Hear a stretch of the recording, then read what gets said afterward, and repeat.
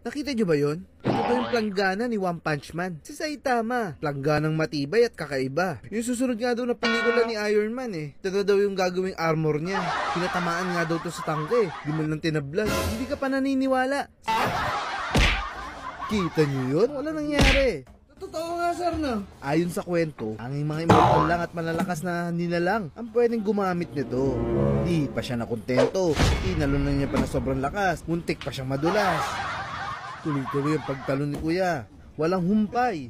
Tataas ng talon niya. Mahalatang pandayo talaga siya. Sa larong langit at lupa. Sa 10-20. Parang dun siya bihasa. Nahanga-hanga. Yung kersa ang binibitawan niya. Pagtapak dun sa planggana. Hindi pa siya nakontento. Nilabas niya 100%. Tila nila mukos na papel yung itsura ng planggana oh. Pero sabi niya, basta mabalik lang din siya.